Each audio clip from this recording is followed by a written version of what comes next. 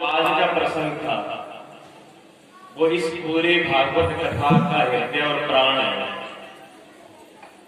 पूरी भागवत कथा के अंदर ये समझ में आ जाए आज का जो प्रसंग है, जो गोपी और भगवान का रास है, अगर ये हृदय में आ जाए, ये हृदय में उतर जाए, तो पूरी भागवत और पूरा जीवन आपका सफल हो गया। फिर पीछे कुछ भी नहीं बचेगा। आपने सुना कि भगवान ने जब रास किया, रास एक रात्रि का था, लेकिन रात्रि 6 महीने की थी। सब सूरज और चंद्रमा की गति रुक गई थी। आप कहोगे कि ऐसा कभी होता है कि सूरज और चंद्रमा की गति रुक जाए? परमात्मा के राज में कुछ भी हो सकता है, लेकिन आपके पास भी होता है। जब सुख की घड़ियां होती है, शादी की जब घड़ियां होती है, रात को माता घने नाचती है, ढोलक बजती है, तो वो रात्रि पता नहीं चलता कब पार हो गई।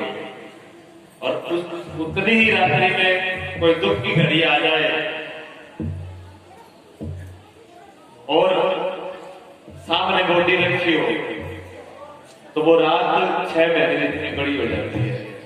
वो दुख बहुत लंबा हो जाता है। समय तो उतना ही है, लेकिन ऐसे मालूम पड़ता है कि आज ये रात्रि समाप्त होगी कि नहीं होगी, और सुख में पता नहीं चलता। तो भगवान के जब साथ में रास हो रहा है, तो किसी को पता ही नहीं चला कि 6 महीने कब चले गए। बंद हुआ तो मालूम ये पड़ा कि अभी तो 1 ही मिनट हुआ है, अभी बंद कैसे हो गया। सुख ऐसा ही होता है, आनंद ऐसा ही है। वहां तो आनंद था, एक उसमें शर्त और थी, मैं उसके विषय में थोड़ी सी बात कर रहा हूं कि वहां पर सिर्फ स्त्रियों का प्रवेश था, पुरुषों का प्रवेश नहीं था। बहुत से लोग ऊपर से पढ़ लेते हैं, समझ लेते हैं, कुछ लोग पूछ लेते हैं, कुछ लोग मन में रख लेते हैं सोच विचार करके कि भगवान ने जब रास किया तो पुरुषों ने क्या बिगाड़ा था, स्त्रियां क्यों गई? स्वयं भोलेनाथ को भी गोपी बन करके जाना पड़ा। सुना है ना? हकीकत में गए थे भोलेनाथ गोपी बन करके। गोपेश्वर मंदिर वृंदावन में है। जब भगवान कृष्ण के दर्शन करके आओ तो गोपेश्वर के जरूर दर्शन करना चाहिए, दर्शन अधूरा माना जाता है। गोपी भगवान महादेव, देवों के देव महादेव भी गोपी बने। ये बात तो भगवान भी भोलेनाथ कृष्ण से उठा सकते थे। जो ये प्रश्न करते हैं, शंका करते हैं कि भगवान ने भेदभाव किया है, मैं उनसे ये पूछता हूं, क्या भगवान शिव से भी ज्यादा बुद्धि है उनके पास? जो आप ये शंका उठाते हो कि भगवान ने भेदभाव किया। हाँ, ये हो सकता है कि आप ये तो कह सकते हो कि हमारी समझ में नहीं आया, तो बात मेरे को भी जचेगी। शास्त्र की बात, भगवान की बात, भगवान की लीला की बात सीधी सीधी हमारे समझ में नहीं आती। इस बात से मैं सहमत हूं। इसलिए तो सदगुरु की जरूरत है। गुरु की जरूरत है ही क्यों? इसीलिए सीधी सीधी अगर समझ में आ जाती तो फिर गुरु की जरूरत भी नहीं थी, फिर तो हमारा का मेल सीधा हो जाता। लेकिन बीच में सदगुरु की जरूरत है, इसीलिए क्योंकि बहुत जगह भेद पैदा हो जाते हैं, भ्रम पैदा हो जाते हैं। वो भेद और भ्रम बिना सदगुरु के मिटता नहीं है। तो वहां भगवान शिव से बड़ी बुद्धि हमारे पास नहीं हो सकती। भगवान शिव भी गोपी बन गए, कोई शंका नहीं की, कोई विरोध नहीं किया, कोई पूछा नहीं। भगवान ने कहा आपके बस एक ही शर्त है, थोड़ा और पूछने कि आपके पास, इनके पास, हमारे पास, उनके पास 2 शक्ति विशेष है। जैसे 3 शक्ति होती है, हर व्यक्ति के पास 3 शक्ति है। पहली शक्ति है बल की, शरीर बल की, चित्त की बल की, जो योग कर सकता है, कर्म कर सकता है, सेवा कर सकता है, धर्म कर्म कर सकता है, राष्ट्र की रक्षा कर सकता है, धर्म की रक्षा के लिए लड़ सकता है। एक तो समर्थ है, वो है हमारे पास। दूसरा समर्थ है दिमाग का, बुद्धि का। बुद्धि के द्वारा हम बहुत कुछ सोच विचार कर सकते हैं। विज्ञान, साइंस, आज ये सब बुद्धि का खेल है। ये मैच चल रहा है, अगर इसको हटा दो तो मेरी आवाज नहीं पहुंचेगी। ये बुद्धि का खेल है। कंप्यूटर, मोबाइल, जितने भी साइंस का आविष्कार है आज के युग में, वो हमारी दूसरी शक्ति है, बुद्धि की। लेकिन शरीर का बल भी है, बुद्धि का बल भी है, कोई कमी नहीं है, लेकिन फिर भी जीवन में कमी है। फिर भी जीवन के अंदर बहुत बड़ी कमी है।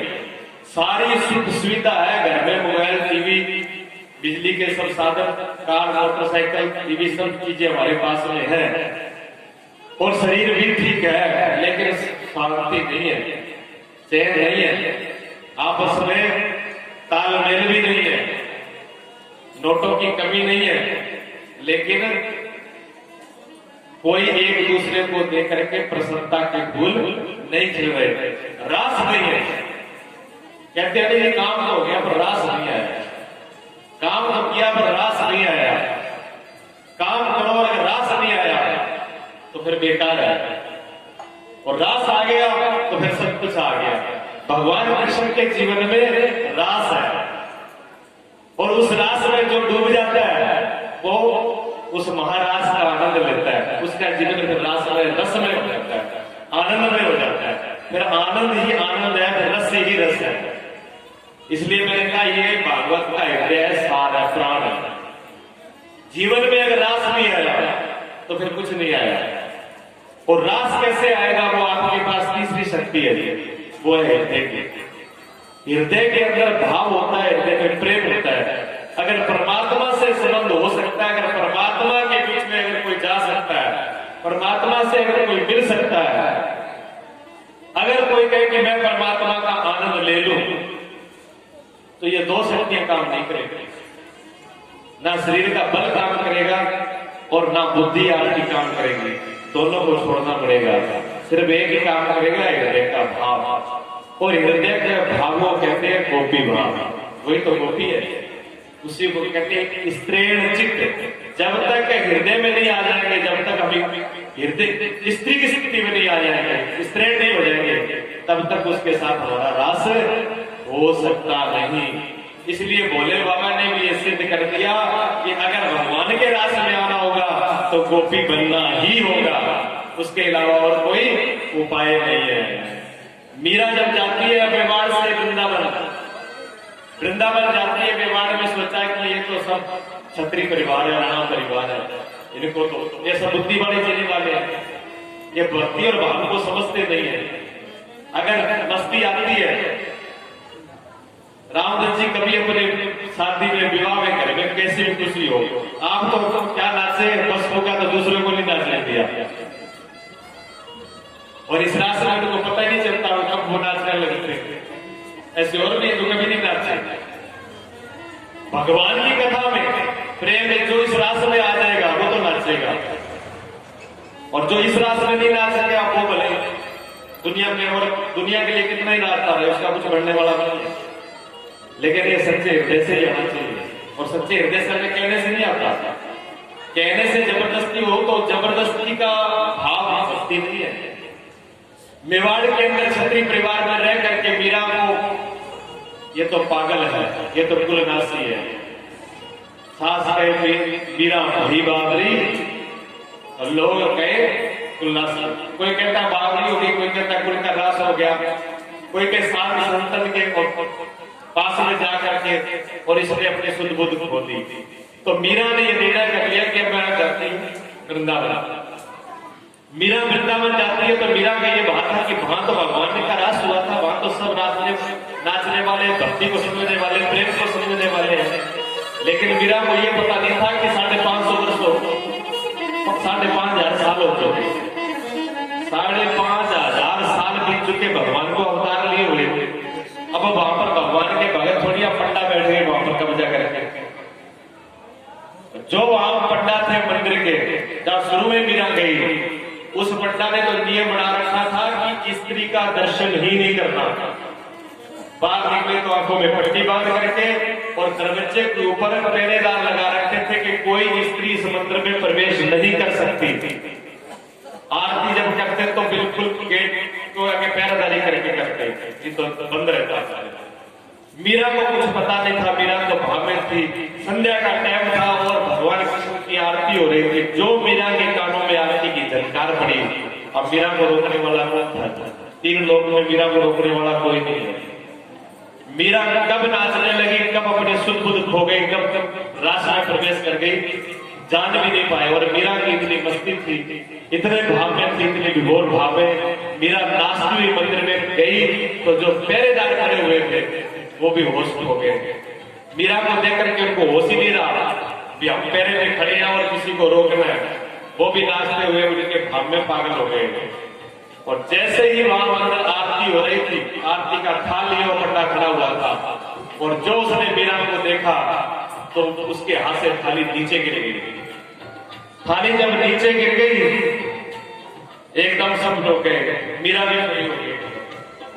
पंडा ने कहा, अरे मंदिर में स्त्री का प्रवेश है, ये स्त्री कैसे अंदर आ गई? तो मीरा ने एकदम आंख खुली और मीरा ने कहा, मीरा ने जो उत्तर पंडा को दिया वो आज तक किसी ने दिया नहीं था। मीरा ने कहा कि क्या पुरुष भी दो है? हमने तभी तक ये सुना था कि पुरुष एक ही है, बाकी सब नारी है। एक ही पुरुष है, वो परमात्मा है, बाकी सब उसकी नारी है। इसलिए भगवान के अगर रास्ते में प्रवेश करना हो तो कई शास्त्र में भेद नहीं होता है, विचार करना। वेद कवेद कहो मत झूठे, झूठा जो नहीं विचारे, नानक देव जी का वचन है। वेद शास्त्र कोई झूठे नहीं है, हमारे विचार में फर्क है। हम विचार नहीं पाते, हम समझ नहीं पाते हैं, तब इस चीज में दिक्कत होती है।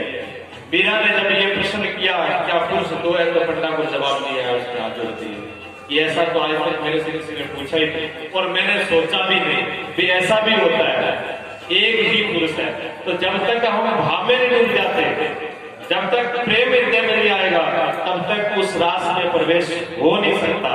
और जब प्रेम हृदय में आए तो फिर आनंद और शांति फिर बुलानी नहीं पड़ती, फिर चल करके आती है। अगर ऐसा हृदय में नहीं आता, भगवान से सीधा संबंध नहीं जुड़ता और सीधा जुड़ना मुश्किल है। ये आयोजन, ये सत्संग, ये किस लिए हो रहे हैं? ये भावों को जागृत करने के लिए, ये जोड़ने के लिए तो है। यहाँ पर कितने लोग बैठे हैं, कितने प्रकार के लोग हैं, कितने अलग अलग विचार, विचार किसी का एक नहीं मिलेगा। सबके विचार अलग अलग है, सबकी बुद्धि अलग अलग है, सबकी मति अलग अलग है, लेकिन सबकी जाति भी अलग हो सकती है। अपने अपने किसी ने कुछ मान रखा होगा, रूप रंग शकल आंख कान कुछ भी नहीं मिलेगा, एक अंगूठे का निशान भी नहीं मिलेगा।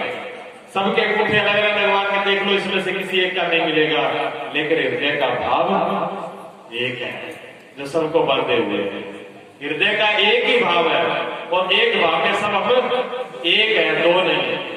प्रेम एक ऐसा है, हृदय का भाव एक ऐसा है जो सबको बांध देता है, एक कर देता है, जो जात पात ऊंच नीच छोटा बड़ा सबको मिटा करके एक कर देता है। भगवान जो है वो प्रेम के स्वरूप है, सदगुरु जो है वो प्रेम के रूप है। कोई सदगुरु होकर के गुरु पद पर बैठ करके अगर भेदभाव करता हो, जाति को लेकर के चलता हो, तो समझ लेना कि वो सदगुरु नहीं है, वो ढोंग है।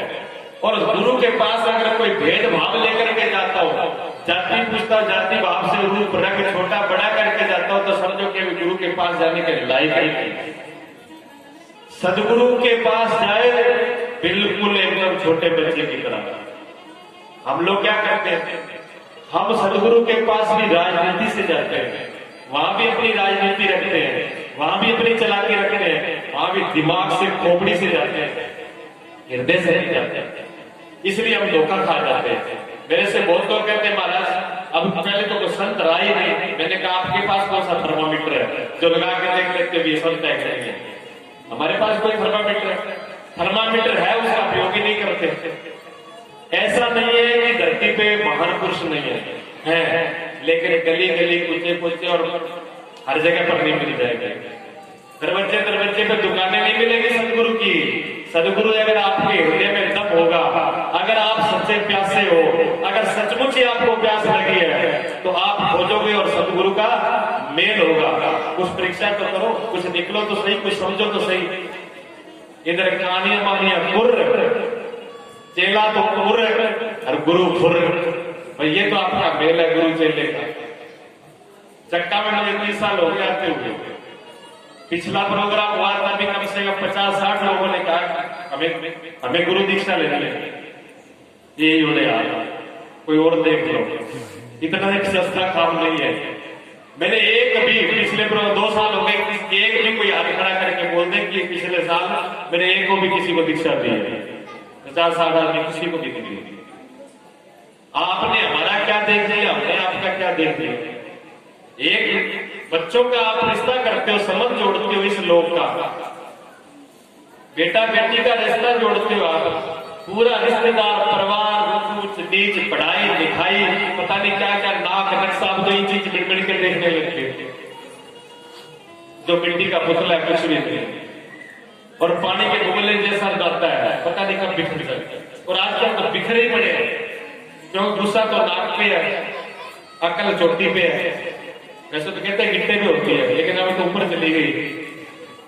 बात सहन करना नहीं है, एक दूसरे का प्रेम भाव है नहीं है, और संबंध जोड़ने चले। अब पंडित जी के पास जाते हैं, पंडित जी भी क्या करेगा बेचारा, ग्रह तो मिला देगा, गुण मिल जाएंगे, लेकिन भाव क्या पंडित जी के घर का है? भाव तो तुम्हारे पास है ना, उसमें तो पानी लगा ही नहीं, वो तो सूखा ही पड़ा है। बिना भाव के सारे रिश्ते बिखर जाते हैं। ये जो तीसरी शक्ति है आपकी भाव की, प्रेम की, अगर ये आपके हृदय में है तो आपका कोई भी रिश्ता बिगड़ेगा नहीं। ये पवित्रता का सबसे पवित्र अगर कोई चीज है तो वो आपका हृदय है, और भगवान का अगर वास कहीं है तो कहीं भी मंदिर में जाके तुम्हें हो ना हो, लेकिन आपके हृदय में है। गीता में बोला, पढ़ के देख लीजिए गीता, हृदय में